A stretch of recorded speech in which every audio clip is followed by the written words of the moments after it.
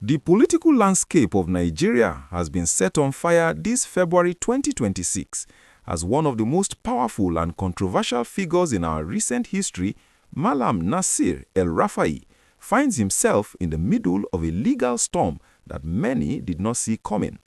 The former governor of Kaduna State, known for his boldness and outspoken nature, is currently spending his third consecutive night in the custody of the Economic and Financial Crimes Commission, the EFCC.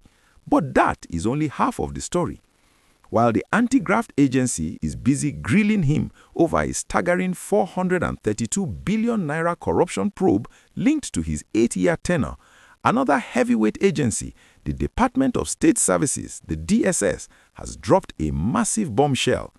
They have officially filed a 3-count criminal charge against El-Rufai, and these are not your typical corruption charges. We are talking about high-level cybercrime allegations that involve the wiretapping of the National Security Advisor, Nuhu Ribadu. The gist of how we got here is almost like a scene from a Hollywood spy movie. It all started when El-Rufai appeared on a live television program just a few days ago on February 13, 2026. During that intense interview on Arise TV, the former governor dropped a heavy revelation that has now backfired spectacularly. He told the world that he was aware of a plot to arrest him because he and his cohorts had allegedly listened in on the private phone conversations of the National Security Advisor. In his own words, he suggested that while the government thinks they are the only ones capable of listening to calls, he also has his ways.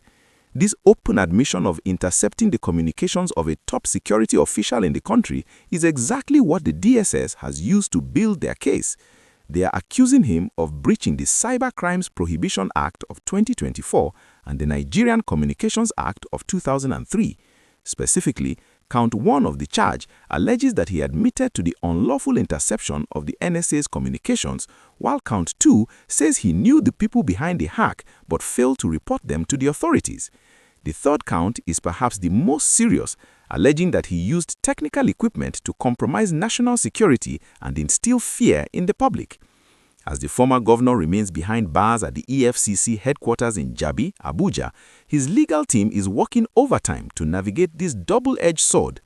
On one hand, he is defending his integrity against claims that 432 billion naira in loans and state funds were misappropriated under his watch in Kaduna. On the other, he is facing a potential 2-year jail term for these new cybercrime charges. This development is even more fascinating because of the political vibe surrounding it. Remember that El-Rufai recently defected from the ruling All Progressive Congress, the APC, and joined the African Democratic Congress, the ADC, becoming a very vocal critic of the current administration. Many of his supporters are already out on the streets of Abuja and Kaduna, chanting that this is nothing but a political witch hunt designed to silence him before the 2027 election cycle gathers full momentum.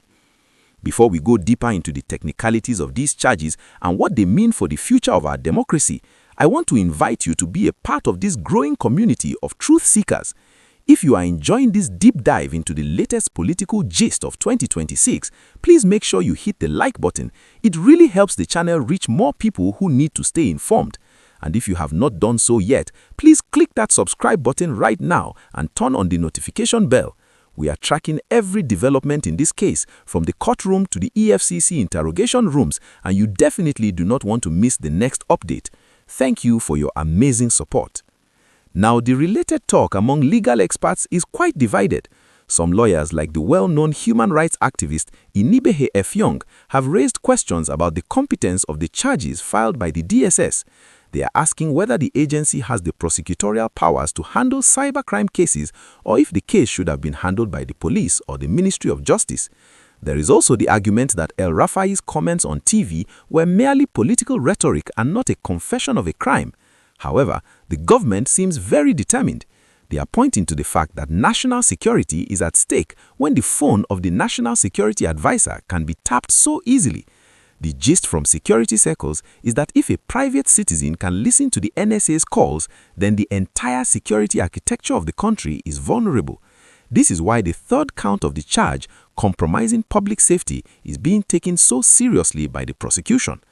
The drama actually intensified last Thursday when security operatives attempted to intercept El-Rufai at the Nnamdi Azikiwe International Airport as he returned from a trip to Cairo, Egypt.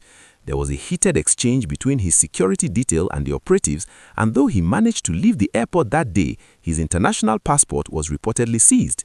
Since then, he has been on the defensive, claiming that he is being persecuted for daring to speak the truth. He even alleged that the Independent Corruption Practices and Other Related Commissions Act, the ICPC, was also being used to abduct him. The fact that he voluntarily walked into the EFCC office on Monday shows that he is ready for a fight, but he probably did not expect the DSS to slap him with cybercrime charges while he was still dealing with the anti-graft investigators.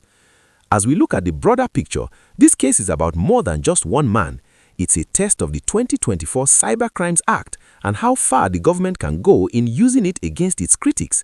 If El-Rufai is convicted for admitting to wiretapping on live TV, it sets a massive precedent for how everyone, from politicians to bloggers, speaks about national security matters. We are also seeing a major rift in the political landscape, with figures like former Vice President Atiku Abubakar coming out to condemn the detention of El-Rufai, describing it as a distraction and a threat to the opposition. The streets are buzzing with gist about whether this will lead to a broader crackdown on the ADC and other coalition partners who are unhappy with the current state of the nation. The situation in Abuja is still very fluid. As of this Wednesday morning, the former governor is still being grilled and his supporters are keeping a vigil outside the EFCC headquarters. The gist is that he might be moved to a high-security facility if the DSS decides to take him into their own custody to answer for the cybercrime charges before he is even arraigned in the Federal High Court. The 432 billion naira fraud case is already massive on its own, but adding wiretapping of the NSA to this mix has turned this into a national security crisis. It makes you wonder who else has been listening to our top officials. I want to know what you think about this entire saga. Do you believe that tapping the phone of a national security advisor is a crime that deserves a jail term, or do you think the government is just using this as an excuse to lock up a powerful opponent? And what do you make of the 432 billion naira additions? Do you think the Kaduna Assembly's report is solid, or is it just part of the political drama of 2026? Let us have a conversation in the comments below. Your perspective is very important to us. Don't forget to like the video and share it with your friends who love to stay on top of the latest gist in Nigeria. And if you have not done so yet, please click that subscribe button right now and turn on the notification bell. We are tracking every development in this case, from the courtroom to the EFCC interrogation rooms, and you definitely do not want to miss the next update. Thank you for your amazing support.